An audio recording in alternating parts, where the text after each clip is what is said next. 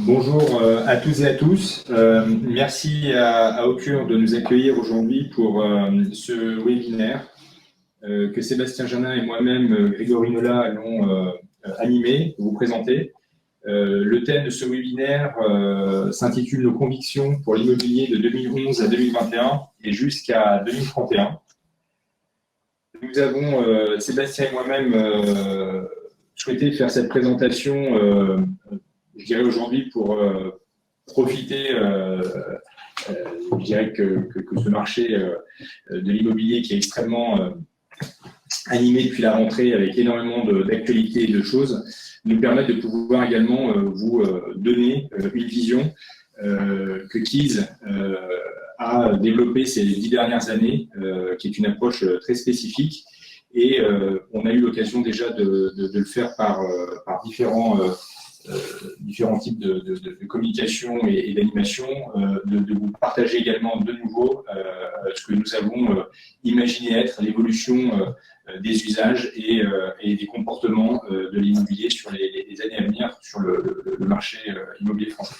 Très rapidement, le groupe KISS, pour celles et ceux qui ne le connaîtraient pas, c'est une société de gestion qui a été créée il y a 10 ans aujourd'hui par Cyril Garo et Pierre Mattei. Une société de gestion qui a évolué au fil des temps et qui s'est structurée avec une organisation qui permet de gérer aujourd'hui des fonds professionnels qui sont, je dirais, des fonds à la croisée du private equity et de l'immobilier.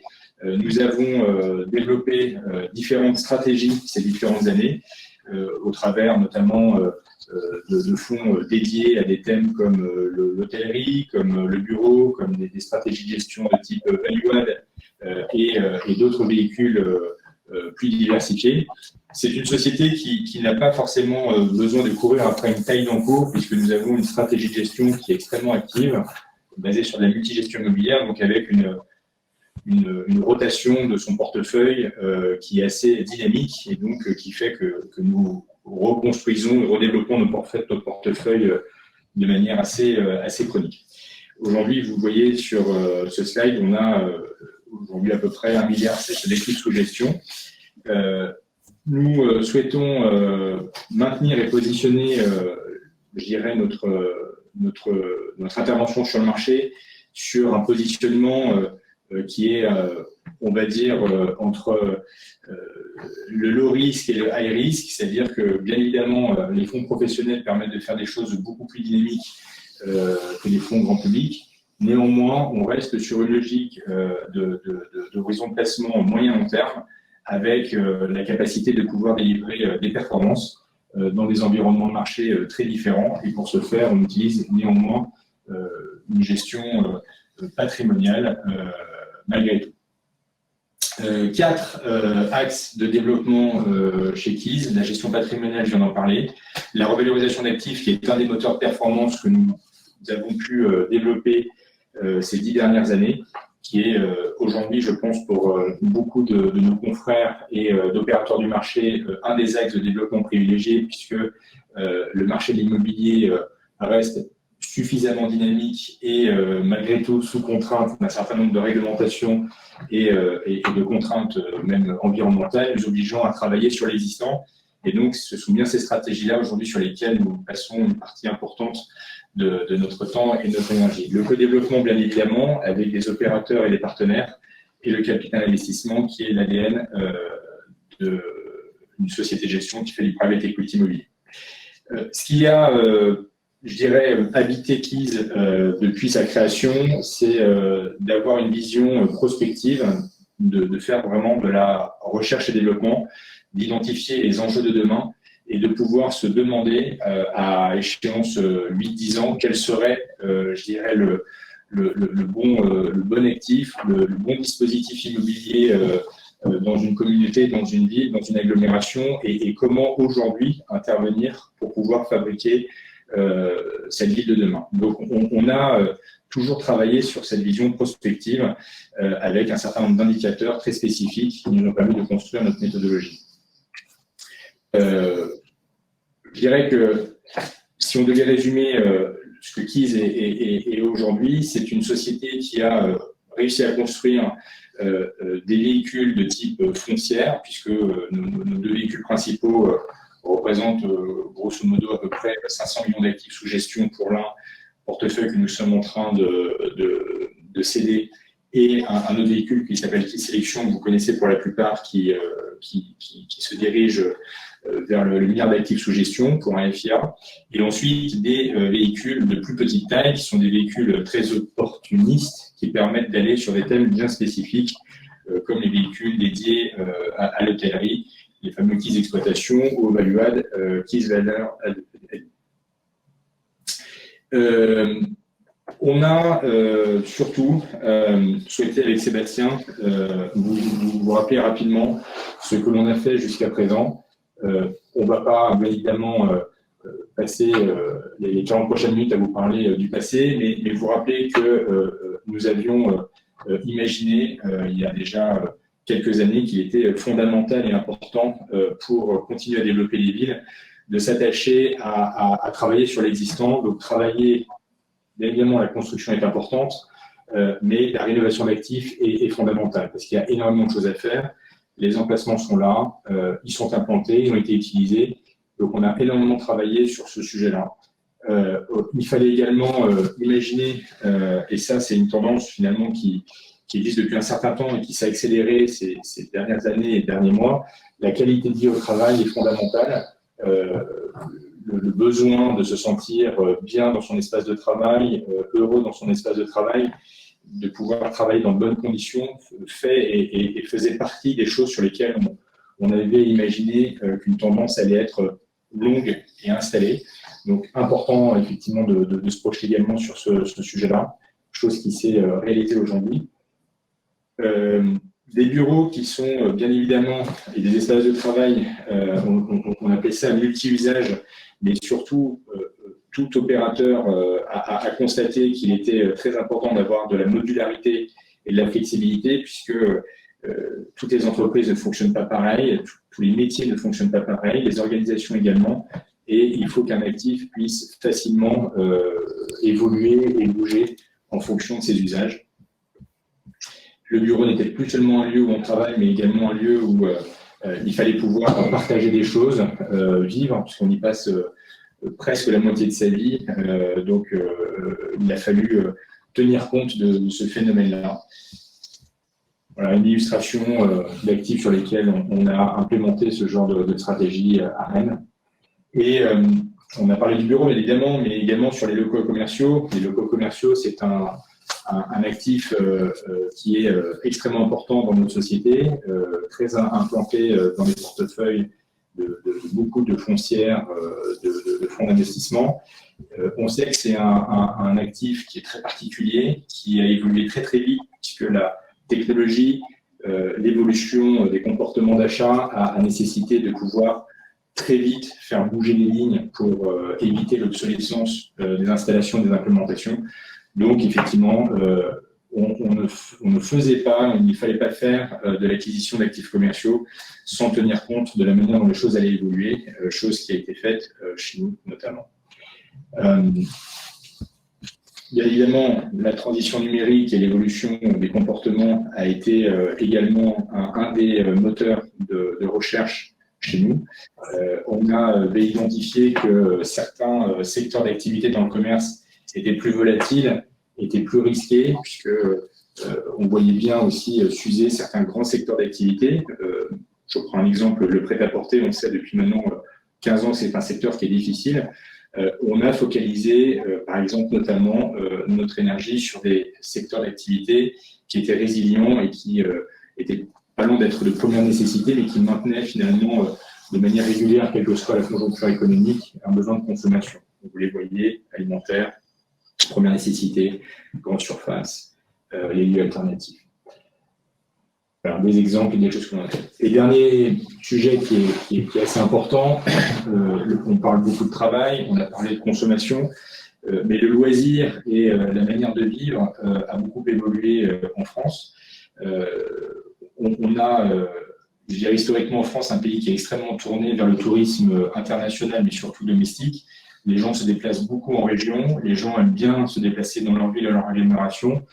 on a vu émerger cette tendance de l'hôtellerie lifestyle, c'est-à-dire un lieu dans lequel on n'allait pas dormir, mais on allait plutôt partager un moment de convivialité, où on allait retrouver des amis ou organiser un événement, et si effectivement le besoin en était, de pouvoir également dormir. Et donc cette tendance s'est accrue. Donc, dans un certain nombre de grandes villes, aujourd'hui, tout le monde a dans son environnement connaissance de ce type d'hôtel.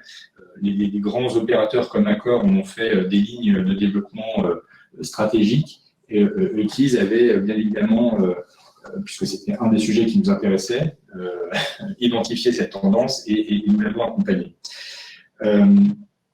Parce qu'on est convaincu également que l'hôtellerie fait partie, en tout cas le lifestyle, des choses qui peuvent connecter les gens entre eux, permettre à une ville de fonctionner entre le loisir, entre la vie au bureau, et donc permettre justement de créer des mixités d'usage au sein de zones sur lesquelles il est toujours important d'avoir une activité économique. On a bien évidemment autour de la qualité de vie toujours en tête que les locataires sont aussi des usagers, sont aussi des clients, et donc il faut avoir toujours au centre de nos problématiques et de nos réflexions, je dirais, la manière dont fonctionne un individu, une communauté d'individus, et tous nos projets sont pilotés par ces 5 axes que vous pouvez découvrir sur ce slide. Voilà, c'était une rapide présentation de ce que nous avions vu, imaginer ces dernières années. Pour un certain nombre de choses se sont réalisées et sont devenues aujourd'hui des tendances que nous partageons tous et développons. Maintenant, ce que l'on voulait avec Sébastien, c'était vous présenter notre vision pour demain, ces 10 prochaines années, quelles sont les 7 tendances sur lesquelles nous avons des convictions. Nous commençons et avons commencé à mettre en place un certain nombre de stratégies et qui sont pour certaines aussi suivies par d'autres acteurs du marché. Et donc, l'idée, c'était de vous emmener dans cette perspective-là. On a chez Keys développé un véhicule d'intelligence immobilière qui s'appelle Curiosity is Keys. C'est un laboratoire à taille réelle qui fonctionne, je dirais, de manière très opérationnelle sur une réflexion qui consiste à faire énormément de veille, à apprendre, à tester pour pouvoir justement performer derrière. Ce travail qui est fait par cette recherche, Claire Furlin est la directrice de ce pôle, est depuis plusieurs années un moteur de construction de notre stratégie, de nos stratégies immobilières. Il nous permet de pouvoir rester connectés avec les collectivités, mais également avec les consommateurs. Et on est extrêmement proche, je dirais, du coup de cette évolution des comportements et des usages, puisqu'on a ce besoin permanent de remettre à jour, je dirais, la façon dont les gens consomment l'immobilier, l'utilisent, et on essaye de tester, du coup, au travers de ce véhicule d'investissement, ces différentes idées. Donc, on parle beaucoup de locataires, nous, on parle beaucoup d'usage. Je pense qu'aujourd'hui, c'est quelque chose qui est également rentré dans les mœurs. On ne contractualise plus de l'immobilier, mais on le consomme, on l'utilise. On pense qu'il est important d'avoir en tête que chaque ville, chaque agglomération fonctionne différemment. Les gens qui habitent sur l'Île-de-France n'ont pas la même vision et la même gestion de leurs usages que les gens qui habitent dans le sud-ouest ou dans le sud-est, dans les petites et moyennes agglomérations. Les modes de vie d'immobilier de demain, comme je vous l'ai dit, c'est bien évidemment la compréhension de la manière de consommer les choses. Et donc, il est fondamental de pouvoir connaître l'histoire, savoir comment les choses se sont construites, comment les villes aujourd'hui existent-elles, pour pouvoir appréhender leur évolution. Donc, voilà, on vous partage quelques images qui étaient la vision des villes à l'époque et la manière dont on pensait qu'elles allaient évoluer. On sait qu'un certain nombre de choses étaient liées à des phénomènes de développement économique, de besoin justement de densifier les villes, de lutter contre la désertification de certaines campagnes, mais on n'était absolument pas habité par voilà, la manière dont les villes et les bâtiments allaient impacter, je dirais, notre écosystème et notre vie de tous les jours. Donc les disons ont commencé à parler seulement d'immobilier durable, c'est-à-dire il n'y a pas très longtemps à l'échelle de notre vie contemporaine. On a bien évidemment une accélération extrêmement forte ces 10 dernières années de la technologie et de la manière de consommer de manière générale. Ici, vous avez quelques illustrations, et je pense que ça parle à tout le monde de la manière dont les choses ont évolué. Et quand je parle des 10 dernières années, on pourrait même parler des 5 dernières années ou des 4 ou des 3 dernières années. Donc le temps passe vite, le monde change très vite. Et il change très vite, mais pas seulement d'un point de vue technologique et d'un point de vue consommation, mais d'un point de vue politique, géopolitique, climatique. Ces images sont bien évidemment, je dirais, quelques illustrations, encore une fois, de choses que nous vivons et que nous connaissons quotidiennement, sur lesquelles il est important aussi de concevoir qu'il y a un impact sur la façon dont on continue à développer nos villes et appréhender la manière de fabriquer, construire du bureau, du commerce, du logement. Nous pensons que l'investisseur immobilier ne peut pas participer à construire la ville de demain que s'il anticipe ses enjeux environnementaux et sociétaux. Et ça, c'est une conviction qui est très, très importante chez nous. Il faut tenir compte de la façon dont les gens fonctionnent, dont les gens pensent, de ce qui leur fait peur, ce sur quoi il est important de considérer que voilà, la ville ou les villes ne sont pas forcément toutes les mêmes. Tous ces éléments, ce sont le changement climatique, l'urbanisation, les inégalités, l'abordabilité, la mobilité, doivent être des ingrédients dans nos recherches et dans la mise en application de la fabrication de nos villes. Voilà, on a balayé, je dirais, le sujet de cette recherche qui, encore une fois, comme vous l'avez vu, oriente la manière de voir le monde, comment le monde aussi perçoit la ville et comment nous, acteurs de la construction des villes, devons agir pour bâtir des choses qui aient du sens vis-à-vis des gens qui vont consommer, utiliser et vivre dans ces environnements-là. Voilà, donc les 7 tendances pour l'immobilier des 10 prochaines années impliquent des choses très particulières sur différents thèmes. Le premier thème sur lequel nous sommes convaincus et la mise en œuvre aujourd'hui, on la voit un peu partout, c'est l'immobilier commercial doit être finalement considéré comme une place du village. Cette place du village, c'est un espace, alors là on a une illustration sur un des sites sur lequel nous avons appliqué cette stratégie à Lisbonne, mais on l'a également appliqué à Bordeaux, on travaille également sur d'autres villes en France, c'est de se réapproprier une zone qui a une histoire, souvent industrielle, ou très issue du monde ouvrier et populaire, et qui, grâce à l'urbanisation, ou en tout cas à cause de l'urbanisation, s'est retrouvé finalement exclu pendant certaines années de la dynamique de la ville et aujourd'hui devient une opportunité d'inclusion dans la ville. Et là, c'est un très bon exemple de la manière dont un lieu de plusieurs milliers en l'occurrence 25 000 dans cet exemple, mètres carrés, peut évoluer pour devenir un espace de vie dans lequel on va retrouver l'esprit, ce que l'on appelle la place du village, où tous les usages de travail, de vie, de loisirs, de partage peuvent se retrouver.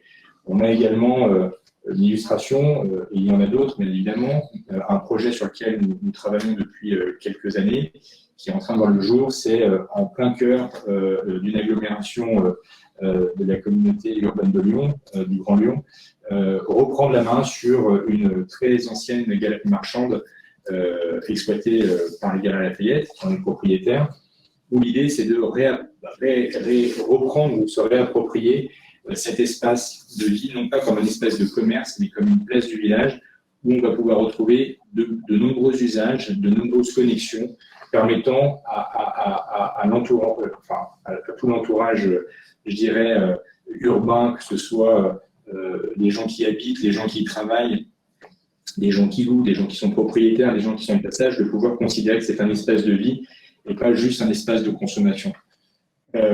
C'est important d'imaginer que la place du village, bien évidemment, il y a une dimension un peu mercantile. On parle beaucoup de commerce quand on parle de place du village, mais on croit on pense aussi chez Keys que place du village doit résonner aussi comme interaction, lien social. On rentre dans une époque où les générations ont besoin de contact, ont besoin d'être connectées, ont besoin de se croiser avec des prétextes. Voilà. Donc le monde, je dirais, de la technologie a peut-être poussé les gens à rester derrière leur téléphone.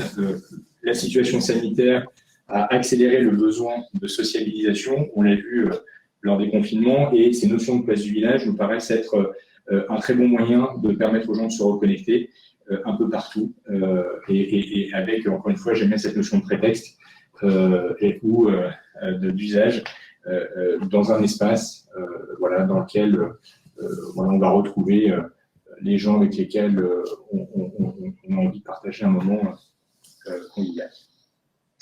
La deuxième tendance, c'est des vacances en bas de chez soi et du travail à l'autre bout du monde. Alors, c'est un phénomène que je crois on a tous connu, puisque nous avons tous partagé des moments de confinement et avons eu, et j'ai laissé surtout la parole à Sébastien qui va vous en parler, de devoir apprendre à travailler ailleurs et de devoir ne pas considérer que son lieu de travail est le lieu où on avait l'habitude d'aller tous les jours, tous les matins, toute la semaine, toute l'année.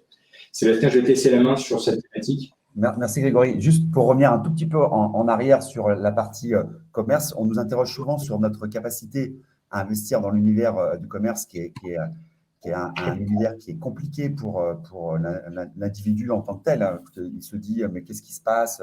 Le e-commerce est en train de supplanter le commerce physique, l'économie circulaire avec tout ce qu'on voit sur des sites comme Vinted ou Le Bon Coin, toutes ces tendances à consommer des choses qui sont déjà vendues par ailleurs, peut faire penser que le commerce est fini. Alors que nous avons une vision totalement différente en imaginant, ce que disait Grégory, que le commerce doit devenir un lieu de destination.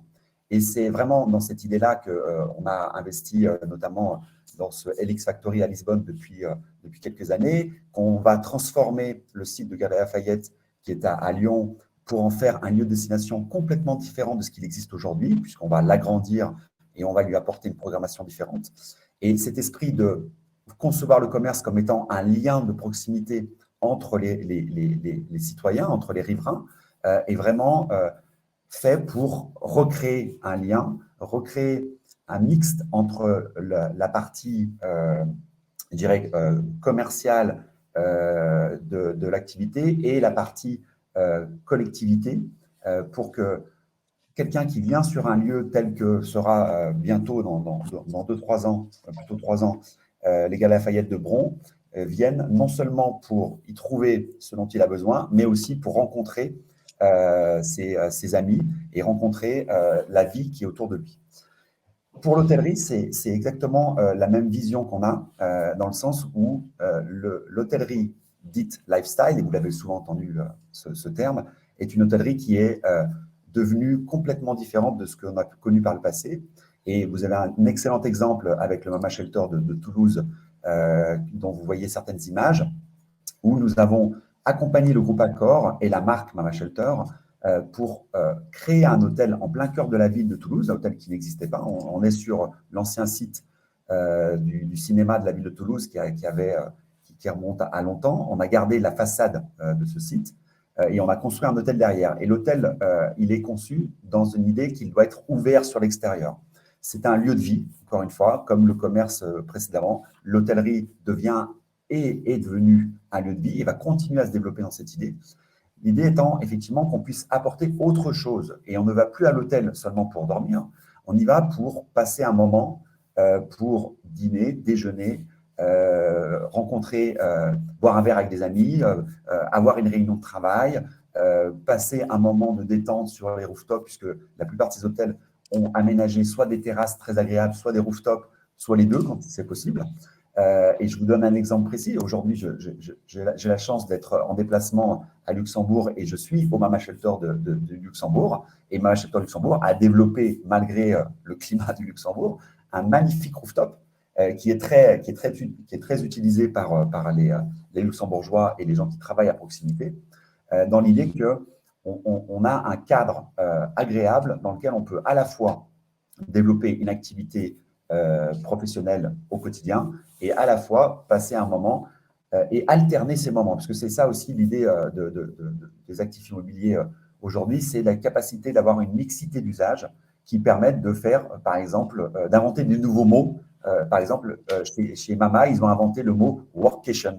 Le workation, c'est quoi? C'est à la fois je suis en vacances et je travaille, ou je suis au travail et puis j'ai des moments de loisirs personnels. Donc, j'alterne en permanence cette capacité d'être nomade et de pouvoir proposer, enfin de pouvoir utiliser des actifs qui me permettent de le faire. Là, vous avez aussi un exemple intéressant d'une société qui s'appelle Outsite.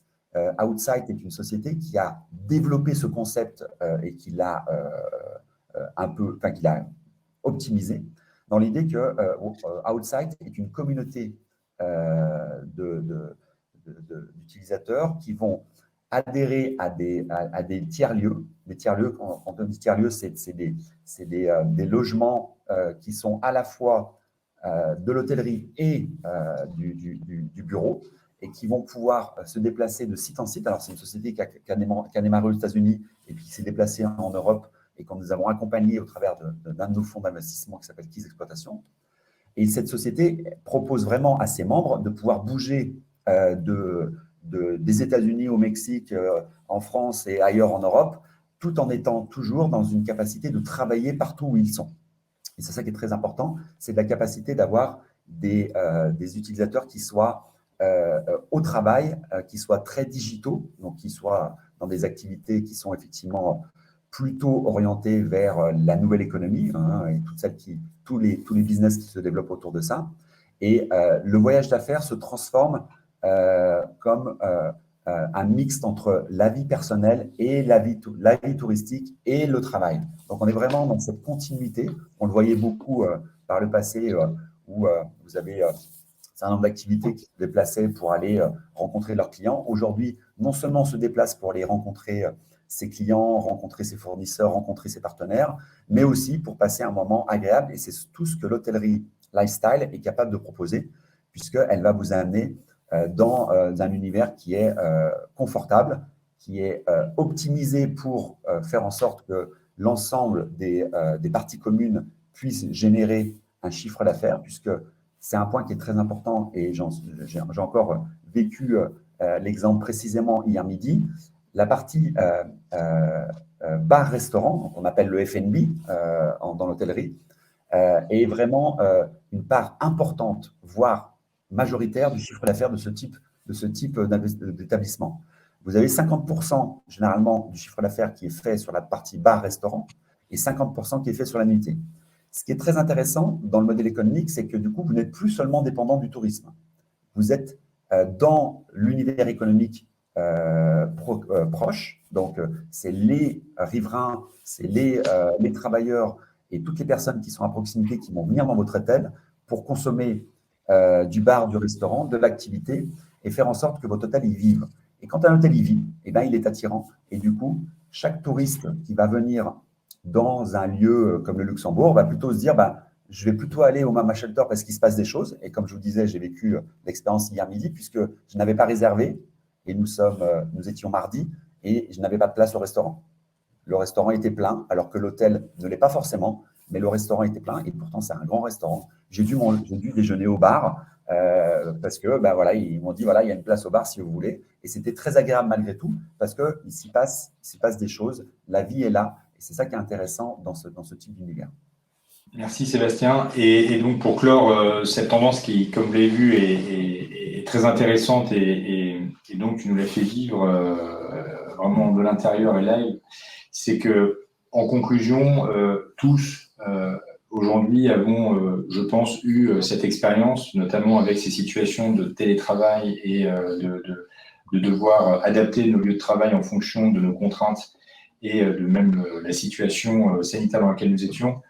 De devoir trouver des lieux autres, des fois que son domicile ou que son lieu de travail pour pouvoir continuer à opérer sa vie professionnelle. Et ce phénomène de l'hôtellerie est là pour compléter des dispositifs qui existaient, mais qui n'étaient plus aujourd'hui forcément connectés avec le comportement et les usages de tout un tas de gens et de nouvelles générations. Je vous propose que l'on continue et qu'on avance sur donc une voilà, sur voilà, petit on a une troisième tendance qui est peut-être la plus importante puisqu'elle concerne aujourd'hui plus des 2/3 des investissements et des projets immobiliers sur lesquels nous travaillons tous, des bureaux décentralisés, des sièges vraiment sociaux avec une identité. Alors, qu'est-ce que l'on est en train de dire ici? On ne fabrique plus des bureaux comme on les fabriquait il y a encore très peu de temps. Et on le voit tous, je pense, peut-être même dans nos propres sociétés ou en tout cas dans l'entourage que l'on a de gens qui vous parlent et qui évoquent leurs nouveaux espaces de travail et la manière dont ils ont vu évoluer les bureaux de leur entreprise ou des sociétés dans lesquelles ils opèrent. On réfléchit vraiment différemment. On a bien évidemment chez Keys, mais partout ailleurs, bien intégré ça, je dirais, depuis un certain temps. Nous, en particulier, avons conçu que, comme je vous le disais un préambule dans le cadre de notre recherche, il était fondamental d'avoir une vision pérenne des choses et de se dire qu'on n'allait plus avoir systématiquement un immeuble, un locataire, et que ça allait être comme ça pendant les 9 prochaines années, si on arrivait à lui faire signer un bail de 9 ans. On sait que le monde bouge vite, on sait que les entreprises sont de plus en plus différentes, qu'elles ont besoin d'être considérées et ne pas être, je dirais, massifiées et donc rentrer dans un modèle. C'est à nous, opérateurs, de pouvoir nous adapter à leurs besoins. Et c'est pour ça que les bureaux doivent être envisagés et conçus différemment. Là, cette illustration vous montre deux choses. Elle vous montre la première, c'est le bureau dans la ville. C'est important parce qu'on a besoin aujourd'hui, quand on va travailler, de pouvoir aussi faire d'autres choses avant d'aller travailler, pendant sa pause de déjeuner, entre deux réunions ou en fin de journée. On a envie que la journée soit optimisée et pas forcément consacrée uniquement à son travail. Donc effectivement, avoir des facilities, et comme on dit en anglais, des choses du service qui sont à proximité. Et aussi, considérer qu'un bureau peut être aussi quelque chose de très différent, n'est plus forcément un seul immeuble usage unique, mais peut-être, comme on le voit sur la partie droite, un bâtiment multi-usage qui peut avoir un espace de travail, mais qui peut être également couplé avec du logement, des appart-hôtels, avec un espace, comme on dit, de food and beverage, parce que ça fait partie aussi de la manière dont les entreprises considèrent la façon de travailler. On n'est plus forcément tous au même endroit, on peut être disséminés, ou en tout cas répartis sur le territoire. Cette approche-là, elle est bien évidemment importante parce qu'elle nous oblige à concevoir des espaces de travail dynamiques, modernes, modulables, connectés et qui ont une forme de réversibilité fonction des personnes qui vont venir s'y installer. On investit dans l'immobilier pour plusieurs années. Nous, chez Keys, on a un modèle qui est légèrement différent puisque on n'est absolument pas sentimentaux et on ne s'attache pas forcément à vouloir garder l'actif pour le garder. On part du principe qu'il faut faire un travail d'installation dans le contexte dans lequel on est, mettre un bâtiment dans la meilleure configuration possible pour que ce bâtiment puisse s'adapter à l'évolution de ses usagers et des besoins. Et je dirais que Concrètement, ce qui fait également énormément bouger les lignes dans la construction des espaces de travail et des bureaux, c'est la technologie. La technologie à la fois dans la façon dont on travaille tous les uns les autres, donc on n'a plus besoin du même nombre d'espaces de travail, on a besoin d'avoir des espaces de travail adaptés à notre méthodologie, mais également on n'a pas besoin de se retrouver tous ensemble quand on est une entreprise de 100 personnes, on n'a pas besoin d'être 100 tous les jours au bureau, on sait que les choses ne seront plus du tout comme ça, donc il faut que les espaces de travail prennent en compte cette notion-là et que la taille des espaces de travail, la manière dont ils sont aménagés et pensés, considèrent que les entreprises ont des besoins qui sont très différents les uns des autres. Voilà, donc cette tendance est bien évidemment très ancrée et va s'accélérer, et on voit bien d'ailleurs qu'une part importante des projets aujourd'hui qui sont pilotés sur le marché sont des projets où on restructure des espaces de travail, où on les réinvente, on les rénove, on les modifie, plus qu'on les reconstruit. La quatrième tendance est très importante puisqu'elle fait, je dirais, partie des choses qui nous préoccupent tous, c'est des logements et des lieux dans lesquels on vit, qui doivent être également considérés comme évolutifs et changeants. Sébastien, est-ce que tu veux en parler? Oui, alors peut-être juste avant de parler de cette tendance sur le logement professionnel, sur le logement géré par des professionnels, juste dire que ce que tu évoquais sur le fait qu'on avait une vision on n'avait pas d'attache sentimentale à l'immobilier de bureau en tant que tel, on était là pour créer de la valeur.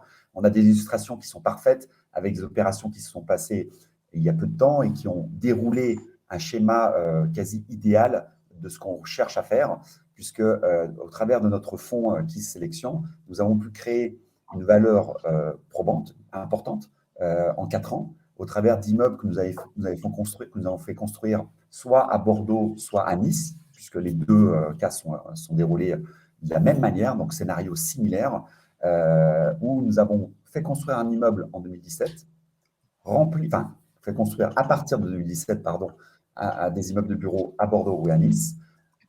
On a su commercialiser ces immeubles pendant les 4 années qui ont précédé une vente qui s'est réalisée en 2021 avec une création de valeur très importante, une compression du taux très importante. Pourquoi? Puisqu'on a réussi à à faire en sorte d'attirer le locataire qui est un locataire premium, en l'occurrence, soit du côté de Bordeaux, l'État au travers de 2 entités, ou du côté de Nice, la métropole de Nice, en majorité sur l'immeuble. Et donc, du coup, les investisseurs ont compris que ce type d'actif répondait à une vraie demande, à la fois en termes d'utilisation, d'usage, donc cette capacité à avoir des immeubles de bureaux qui sont attractifs, en termes de positionnement, puisqu'on est sur des emplacements premium, soit au pied du métro, soit au pied du tram, pas le métro, plutôt le tram, puisque Bordeaux et Nice sont des trams, et à proximité des gares ou des aéroports. Et donc, du coup, cette capacité à avoir des immeubles qui sont bien construits, positionnés au bon endroit, trouvent un bon locataire et permettent de trouver un bon acquéreur, et qui nous a permis en 4 ans de créer une forte valeur. Donc, c'est vraiment cette idée de dire, chez KISS, on a cette capacité d'anticiper l'usage immobilier, de pouvoir positionner les immeubles au bon endroit. Et dans l'usage, on a cette effectivement 4e tendance qui est le logement géré, qui est quelque chose qui est encore naissant en France, puisqu'on n'a pas beaucoup développé d'un point de vue professionnel le logement géré. Mais pour autant, c'est quelque chose qui va vraiment répondre et qui répond déjà à une demande qui est croissante. Ce logement géré est quelque chose qui permet à des ménages qui sont de plus en plus diversifiés, soit qui sont effectivement des ménages monoparentaux, soit des familles recomposées, de trouver des espaces flexibles, puisque la contrainte d'un immeuble, c'est que souvent, il est assez rigide par le passé. Les immeubles sont assez rigides dans leur conception. Et aujourd'hui, on a besoin, notamment dans ce marché résidentiel, de proposer des espaces qui soient beaucoup plus flexibles, comme on le fait déjà dans le bureau, puisque vous avez vu un ensemble d'entreprises basculer dans un mécanisme de flex office, où plus personne n'a d'emplacement attitré, mais chacun vient au bureau pour participer à la vie de l'entreprise, mais se pose là où il y a de la place. Et ben, le logement, c'est un peu la même chose. C'est l'idée de dire, nous avons besoin d'espaces flexibles que nous utilisons pas tout le jour. Et nous avons besoin de réduire notre espace privé au profit d'un espace collectif beaucoup plus grand, beaucoup plus professionnel, dans le sens où on va trouver beaucoup plus d'outils. On peut trouver des cuisines beaucoup mieux adaptées, enfin beaucoup mieux équipées dans un espace commun que sa propre petite cuisine individuelle. On peut trouver des salles de cinéma, des salles de sport, des espaces de réception, un ensemble de choses qui permettent à l'individu de profiter d'une vie privée au quotidien un peu réduite, mais tout à fait adaptée à son usage, et d'une vie plus globale, plus large, pour pouvoir profiter d'installations qui sont partagées avec les personnes qui sont dans le même immeuble.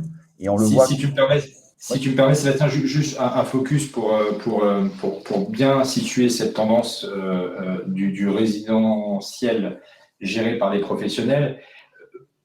On savait et on connaît depuis de nombreuses années ce type d'actifs qui était souvent très dédié soit aux étudiants, soit aux seniors, ou ce qu'on appelle la fameuse résidence à faire. Nous, notre conviction, la manière dont on projette, encore une fois, l'évolution des comportements et des usages, c'est qu'on voit la tension s'opérer sur le marché du logement traditionnel. Là, on vous a présenté quelques éléments qui permettent de bien identifier où sont les sujets de tension sociétaux, comportementaux et économiques. Et une de nos convictions, et on le voit dans certains pays et dans certaines parties du monde, et on voit notamment sur certaines agglomérations en France ce phénomène commencer à s'installer parce que l'offre existe aussi, c'est que certaines générations n'ont plus la même attache avec le logement ou avec la résidence, la fameuse résidence principale, la fameuse propriété que leurs parents ou leurs grands-parents. Parce qu'on est dans un système dans lequel le matérialisme ou la propriété tend à évoluer. Alors, ce n'est pas un phénomène forcément national et qui va devenir majoritaire, mais c'est un segment qui est en train d'émerger et qui prend une place suffisante pour, je dirais, nous, en tant que société de gestion et je dirais développeurs, créer ce segment et répondre à cette demande. Et donc, ces phénomènes, aujourd'hui, vous les connaissez au travers peut-être de certaines des marques que vous allez voir sur ce slide. Ce sont des entreprises qui développent différents concepts. Alors, celui dont on entend beaucoup, c'est le co-living. Le co-living, c'est vivre effectivement un peu à cheval entre le partage de certaines, Sébastien l'évoquait, prestations intéressantes comme une salle de sport, comme un espace de cinéma ou tout simplement un espace de convivialité, mais aussi d'avoir sa propre zone personnelle, sa chambre, sa salle de bain, ses rangements, son bureau, son espace de travail, et in fine de devoir peut-être se dire qu'à prix équivalent, je préfère partager des choses et être dans une résidence dynamique que d'être seul chez moi et de tout avoir. Et donc, ce phénomène, encore une fois, on a commencé à le voir venir, on a commencé à investir, on en a fait et on réalisé plusieurs en co-développement et en investissement direct. On pense que l'urbanisation et le besoin justement de s'adapter à des générations qui sont dans le nomadisme et qui vivent différemment va trouver écho dans l'exploitation. Et pour ce faire, il faut le faire avec des gens qui sont compétents et qui savent le faire. C'est pour ça que la thématique était aussi gérée par des professionnels, des gens qui ont cette capacité d'opérer au travers d'une marque, au travers d'une plateforme de service, la réalisation, je dirais, de cette expérience que le marché demande et que notamment cette génération, aujourd'hui tu l'évoquais tout à l'heure Sébastien, de cette nouvelle économie où on voit dans l'entreprise déjà des phénomènes très différents de ce qu'on a pu connaître par le passé, se répliquent également dans l'habitat et dans la vie privée. Il nous reste 6 minutes. On va pouvoir aller sur les deux dernières tendances, qui sont la mixité en 3 dimensions des usages dans le temps et dans le social. Alors, ça reprend un peu ce qu'on a dit déjà sur les 5 premières, mais on voulait vous mettre ce focus-là parce qu'il est important de rappeler, je le dis, et c'est très simple, qu'on ne peut plus construire un bien immobilier juste pour son usage unique. Voilà, il faut maintenir son interaction avec le reste et avec les autres usages. Donc, cette tendance, elle est clairement, si je devais la simplifier, c'est l'interconnexion des usages les uns entre les autres. Et aujourd'hui, de plus en plus, les collectivités, les mairies et les utilisateurs nous obligent à avoir une vision d'agrégation des mixités d'usage et ne pas travailler chacun dans son coin. Et d'ailleurs, on fait énormément aussi d'opérations communes avec certains de nos confrères. On les appelle des fois de moins en moins concurrents parce qu'on travaille un peu en meute pour chacun dans sa spécialité opérer un projet commun qui permette de mélanger les usages et créer justement cette notion d'uniformité pour que l'utilisateur se retrouve in fine à l'intérieur bien dans son espace. Donc les deux dernières tendances qui sont importantes, c'est la valeur de l'immobilier dépend aussi de son exploitation. Ça peut paraître, je dirais, évident, mais nous sommes chez Keys très attachés au phénomène d'adaptation de l'usage, mais également de son exploitation.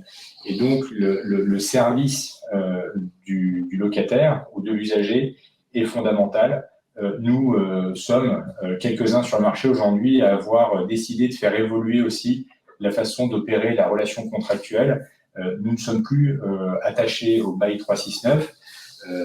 On a un certain nombre de nos locataires qui sont sous des contrats de prestation de services, des contrats un peu plus sophistiqués, je ne vais pas les développer aujourd'hui, mais qui permettent de pouvoir mieux appréhender, je dirais, le besoin de l'utilisateur. Il n'a pas forcément envie de s'installer pour 9 ans, il ne connaît pas la taille de son équipe ou de son entreprise cible, il ne sait pas à quelle vitesse son entreprise va se développer ou croître si je suis dans le monde du bureau. Donc, il est important de pouvoir adapter le bâtiment, mais également l'exploitation et donc la relation contractuelle avec son utilisateur.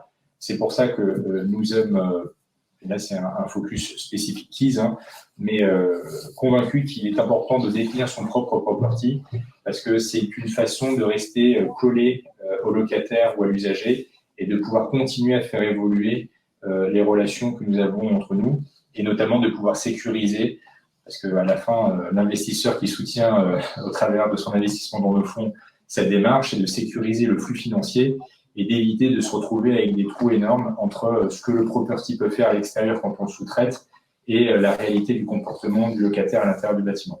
Ce qu'on peut peut-être ajouter, juste pour ajouter dans cette idée-là, c'est qu'on peut observer ce qui se passe à l'étranger. La France n'est jamais très en avance sur les tendances et on voit ce qui se passe à Londres notamment et dans tout l'univers anglo-saxon.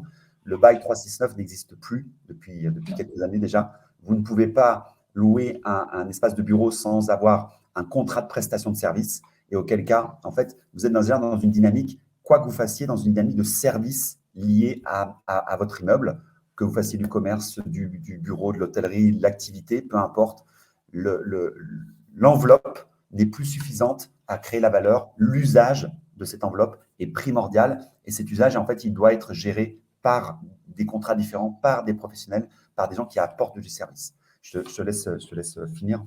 Oui, je finis puisqu'il nous reste 2 minutes. La dernière tendance est la plus importante de notre point de vue et elle nous habite, je crois, quotidiennement aujourd'hui. L'investisseur immobilier sera responsable ou ne sera pas. On va aller clairement droit au but. L'investissement socialement responsable, vous savez ce que c'est, vous en avez entendu parler. C'est présent aujourd'hui dans les gestions financières, immobilières. Je pense que quasiment la plupart des acteurs de l'asset management en France, en Europe et dans le monde. Nous, notre conviction, elle est extrêmement claire. Le sujet le plus complexe aujourd'hui à traiter et à appréhender, parce que c'est un vrai contre-la-montre qui s'opère, c'est la réalité du changement climatique et c'est l'impact de l'immobilier par rapport à ça. Alors, on le sait, tout ce qui a été écrit et dit pendant de nombreuses années était souvent pas écouté. Aujourd'hui, malheureusement, ça remonte de manière très régulière, pour ne pas dire quotidienne, dans les médias et dans notre actualité. dans notre actualité, pardon, nous sommes contraints et forcés de devoir faire bouger les lignes en termes d'émissions carbone, en termes de durabilité des bâtiments, en termes d'économie d'énergie, pour participer aux engagements que nos gouvernements ont pris sur la réduction des émissions qui ont un impact direct sur, je dirais, le réchauffement climatique et les conséquences que cela peut entraîner, et qui peuvent être clairement, si on n'est pas collectivement habité par ces sujets-là, dans très peu de temps, hein, on parle d'une dizaine d'années, avoir des conséquences, et je crois que c'était hier, hein, le GIEC a donné encore un coup de semonce sur le sujet. Il y a un nombre, je crois, qui est proche de 40% d'habitants de la planète qui vivent aujourd'hui dans des situations où le changement climatique est déjà aujourd'hui un sujet et modifie profondément les comportements et les usages. Donc nous, ce que l'on souhaitait vous dire sur cette dernière tendance, c'est qu'il y a un certain nombre de choses qui ont été mises en place. Le gouvernement s'est engagé à un certain nombre de choses. La communauté européenne s'est engagée à un certain nombre de choses. Il y a un certain nombre de contraintes réglementaires aujourd'hui même. Il y a des labels, il y a des approches de travail aujourd'hui avec les collectivités qui sont non discutables. Nous, le choix, il a été clairement de se dire on ne transigera pas avec ce sujet-là, et donc nos fonds doivent aujourd'hui répliquer ces engagements des défis environnementaux, des défis sociétaux, des défis de gouvernance.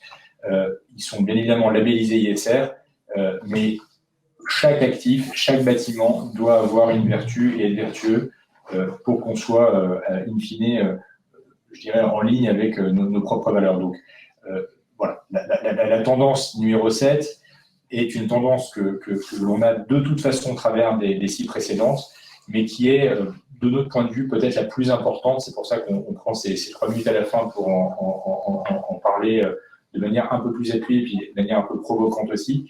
Ça doit être aujourd'hui un sujet de non-négociation vis-à-vis de nous-mêmes, vis-à-vis de nos investissements et notamment vis-à-vis des produits que l'on propose à nos partenaires et à leurs clients. Voilà, il est, je crois, 10h45. Je ne sais pas s'il y a quelques questions qui ont été posées ou... J'ai pu répondre à quelques questions qui étaient posées. Okay. Bon, n'hésitez pas, on peut effectivement rester encore quelques minutes connectés. Si vous avez des questions, on y répondra avec plaisir. L'idée avec Grégory qui a pu tracer en moins de 40 minutes, 45 minutes, toutes 10 ans passés et peut-être les 10 ans à venir, c'est de vous apporter une lecture de l'immobilier qui est différente. D'ailleurs, vous pouvez retrouver au travers de notre véhicule d'investissement, notre véhicule de recherche, pardon, Curiosité Esquisse, ces éléments. N'hésitez pas, il y a un blog qui est très intéressant dans lequel il y a beaucoup de parutions. N'hésitez pas aussi à venir nous connecter, se connecter sur LinkedIn ou sur l'ensemble des réseaux comme YouTube où vous trouvez un ensemble de choses. Et puis, bien sûr, on a une équipe commerciale qui est à votre disposition en région pour pouvoir vous rencontrer, vous parler et vous expliquer ce que nous faisons au quotidien. Merci Sébastien. Merci à Ocure pour avoir organisé ce webinaire et merci à toutes et à tous de nous avoir écoutés et suivis. Et je vous dis à très bientôt. Bonne journée.